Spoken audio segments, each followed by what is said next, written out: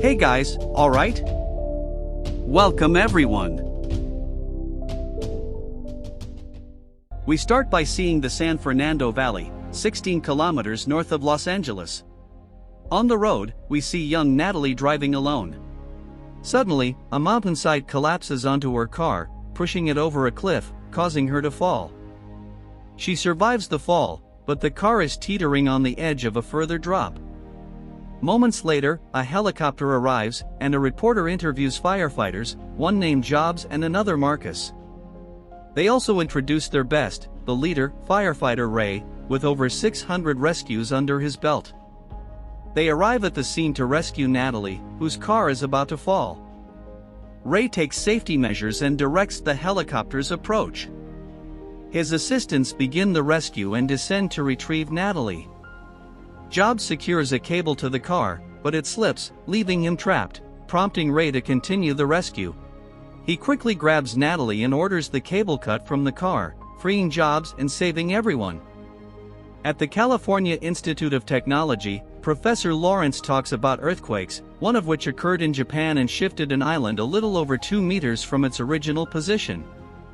He mentions the largest recorded earthquake was a magnitude 9.5, generating tsunamis over 20 meters high. In his studies, he discovered that on the San Andreas Fault, which runs beneath California, earthquakes occur every 150 years. However, he warns these events are overdue, but it's only a matter of time before a new impact occurs on the tectonic plates. In the seismology lab, researcher Kim shows Lawrence some magnetic data captured by their sensors in regions around Las Vegas, which preceded some tremors. With this information, they can predict the next tremor, so Kim suggests they should study the area. Back at his home, Ray calls his daughter Blake, who lives with her mother, as the parents are in the process of divorcing. Ray spends time looking at his daughter's things and finds a memento from when they were a complete family.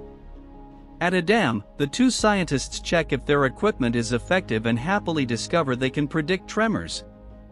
Unfortunately, the sensors suddenly capture high magnetic signatures, followed by a massive magnitude 7 earthquake, cracking the dam's walls. People flee in panic, and as Kim tries to leave, he sees everything collapsing. He sees a little girl and takes her with him but can't reach Lawrence. He throws the girl to his colleague, while he gets trapped on an iron bar and, unfortunately, is swept away by the debris in the water. This leaves his friend stunned and paralyzed by the loss.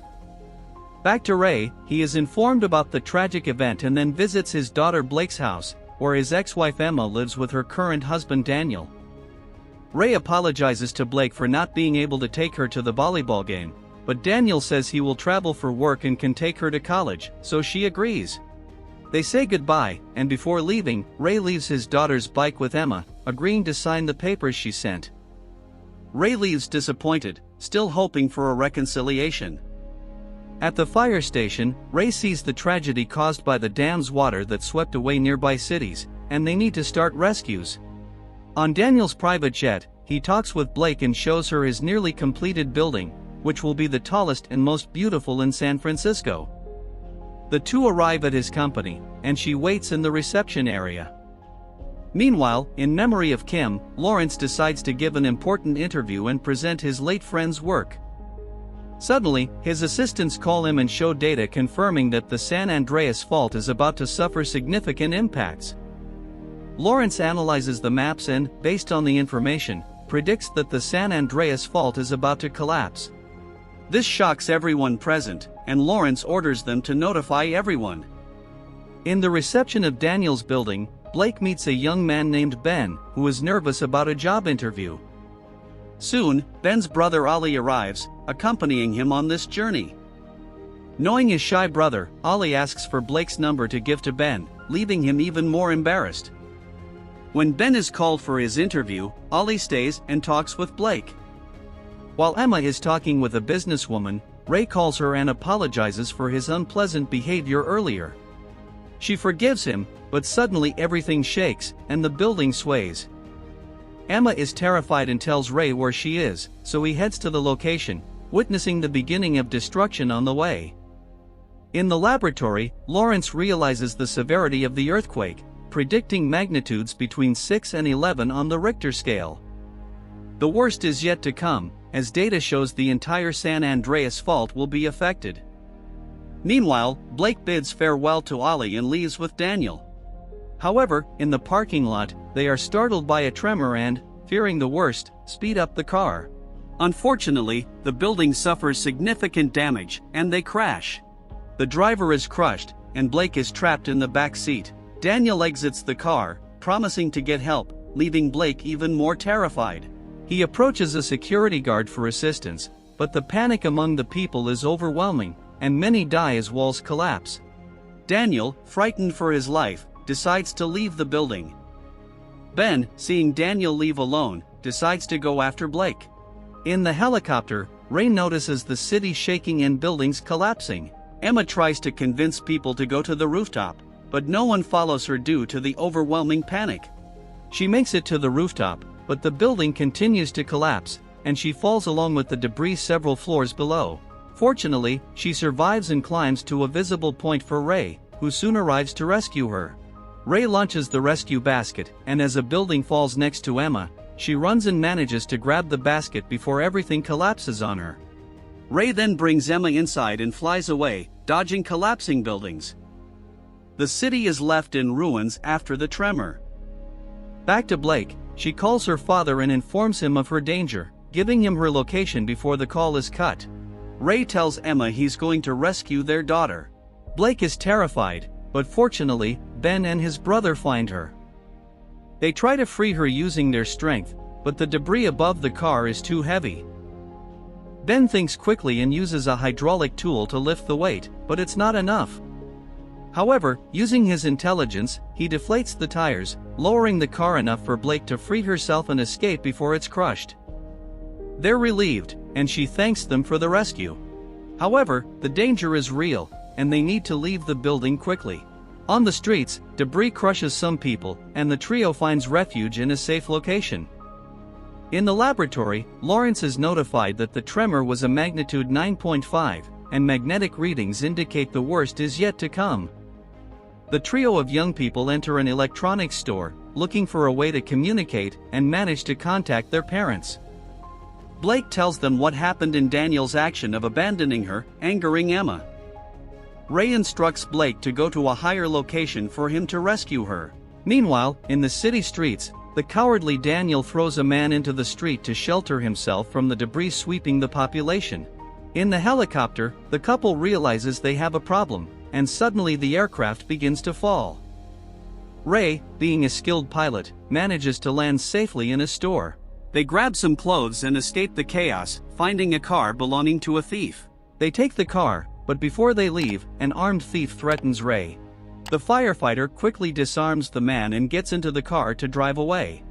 On California TV, Lawrence makes a live announcement to everyone who can watch. He warns that the tremors haven't ended, and a larger earthquake is imminent, with San Francisco being the central point of the epicenter. On the road, the couple talks in the car when Emma alerts Ray to something. Ray stops the car and gets out, observing a large crack in the ground, identifying the San Andreas fault, which prevents them from passing. Ray reverses a bit and asks an elderly couple with car trouble if there's a way around the fault, but the man says only by going back 100 kilometers. Recognizing the man's cap, Ray inquires about a parachuting school, and in exchange for guiding them, they give their car to the old couple. At the parachuting school, Ray finds a small plane, which they will use to continue their journey. While refueling, Ray apologizes for being one of the reasons for their separation and laments the day they lost their other daughter, recalling that he couldn't save her from a dangerous canoeing trip. Traumatized, Ray became indifferent and blamed himself, distancing himself from everyone. Emma consoles him, saying it wasn't his fault. After reconnecting, they set off to find Blake. In San Francisco, we see the trio with the crowd heading for an evacuation route. Along the way, they stop at a fire truck to gather medical supplies and a communication radio. The high point of the city they were heading to was blocked by destruction, so they must go to another location. However, Ben observes that people are heading to the mountains and suggests they do the same, but Blake insists that her father will come to rescue them. Ollie also insists on going to a high location and following Blake's plan. Ray and Emma fly over the city, witnessing chaos and destruction at the airport, making it impossible to land. Spotting a baseball stadium, Ray directs the plane to crash into the sea, while he and Emma prepare to jump into the stadium. Ray ties Emma to himself and jumps to the ground, fortunately landing safely. In Lawrence's office, the group feels another massive tremor, but Lawrence says the worst will not be there, but in San Francisco. Meanwhile, Blake, Ben, and Ollie are heading to a high location, and she notices Daniel's building nearby. Suddenly, the tremor hits the city, causing further destruction, and amidst the chaos, Ben gets injured in the leg by a shard of glass. Blake stays by Ollie's side as buildings fall like sandcastles, bridges split in half, and the city sways like ocean waves. Ray tries to guide people to shelter and helps a young woman escape certain death. After the dust settles, Ray and Emma find themselves facing a completely destroyed city, fearing the worst for their daughter. Determined not to give up, Ray decides to navigate around the city by boat. Meanwhile, Blake helps remove the glass and bandages Ben's leg. Back in California, Lawrence analyzes the data and discovers that the tremor was a magnitude 9.6, the largest ever recorded. However, the tragedy hasn't ended, as Ray notices the sea receding, signaling an incoming tsunami. They need to leave the city's bay quickly. An alarm sounds throughout the city, and hearing this, the trio of young people rush to reach the building. Ray, on the boat, sees the monstrous tsunami approaching and realizes their only chance of survival is to outrun it before the wave breaks. Ray speeds up, tilting the boat almost 90 degrees. A large cargo ship appears in front of them, but Ray manages to narrowly avoid the danger. Back to Daniel, he's crossing the Golden Gate Bridge when the cargo ship, turned by the tsunami, crashes into the bridge, destroying it and crushing Daniel under a container. We then see the massive wave sweeping away everything in its path, including two elderly people who embrace each other before dying. People in downtown are also surprised by the wave and ships being hurled onto them. Back to the trio, they climb the stairs but can't continue as the passage is blocked. They end up on a lower floor, and soon they hear a noise. Looking through the glass, they see the huge wave knocking down buildings, and it soon crashes into theirs. As they are on a lower floor, water enters and nearly sweeps them away, but the trio holds on and manages to stay safe for now. Ray enters the submerged city and sees total destruction but still hopes to find his daughter alive.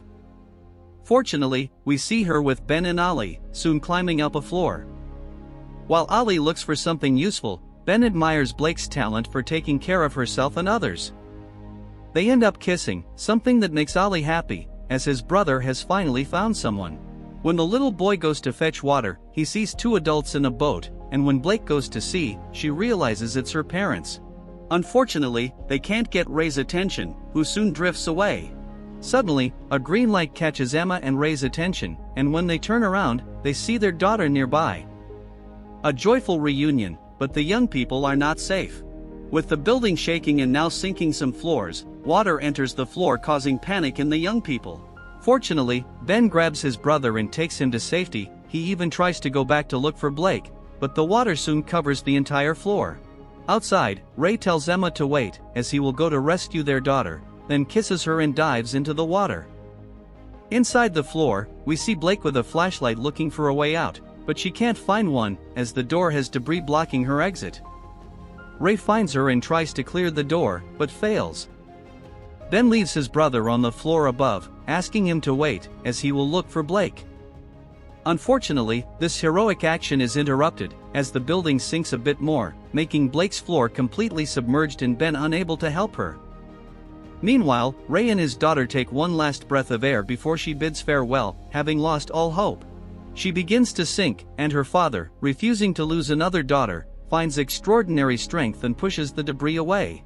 He finally retrieves an unconscious Blake and takes her to the floor above. He finds Ben and his brother, and right there, tries to resuscitate his daughter. Meanwhile, the building they're in, supported by another building, is reaching its limit and is about to collapse.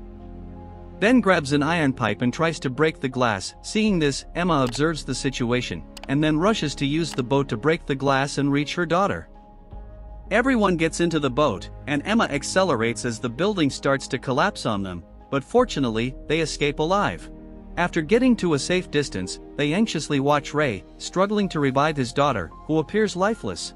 A moment of profound sadness as they face the prospect of losing their last child. But Ray doesn't give up and continues to perform first aid. Thankfully, Blake breathes again and wakes up, embracing her parents, leaving Ben and his brother happy, and Ray relieved, having saved his daughter this time. On the other hand, Lawrence is relieved that the nightmare has finally ended, as news broadcasts worldwide report the destruction. Hours later, we see Ray and his family, along with the two brothers, in the mountains where the army has set up a support camp for the population. They look out at the destroyed city but also see ships from other countries arriving to assist.